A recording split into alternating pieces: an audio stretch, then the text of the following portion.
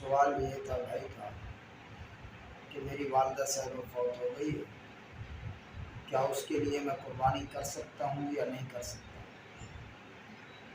یاد رکھیں رسول اللہ صلی اللہ علیہ وسلم نے ایک مرتبہ 2 قربانیاں کی، اور ایک اپنے نام پر اور دوسرا پوری امت کے لیے۔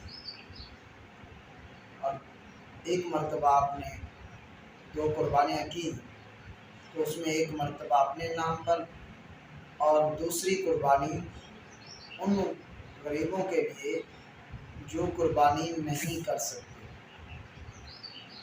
تو آپ سے یہ بات ثابت ہے محرومین کے لیے قربانی کرنا جائز ہے۔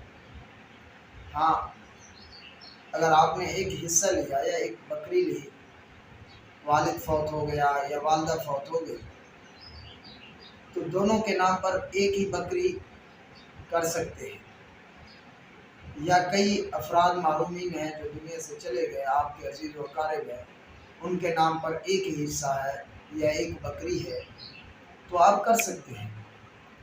مگر قرآن و حدیث میں اس کی بات وضاحت سے نہیں ہے۔ علماء کی اس کے اندر 2 رائے ہیں۔ ایک رائے تو یہ ہے کہ بھی اگر کسی نے ایک بکری 2-4 محرومین کے لیے قربانی کے نام پر اس کو قربان کیا، آیا کہ ان کو ثواب ہر کسی کو پوری قربانی کا ثواب ملے گا یا اس میں تقسیم ہو جائے گا ثواب؟ تو اس میں ایک تو یہ ہے کہ تقسیم ہوگا، دوسرا یہ ہے کہ سب کو اللہ کی طرف سے پوری قربانی کرنے کا ثواب ہر کسی کو الگ الگ پورا اجر ملے گا۔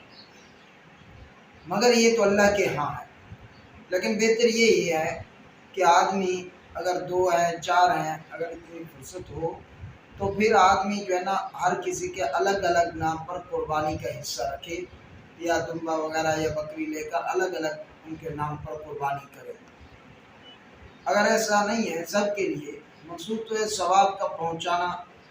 اب اگر 2-4 ہیں تو پھر 2-4 کے لیے یا پوری امت کے لیے بھی آدمی جو ہے نا نیت کر سکتا ہے کہ اللہ کے رسول نے یہ عمل کر کے دکھلایا، تو یہ قربانی جائز ہے، اس میں کوئی کباہت نہیں۔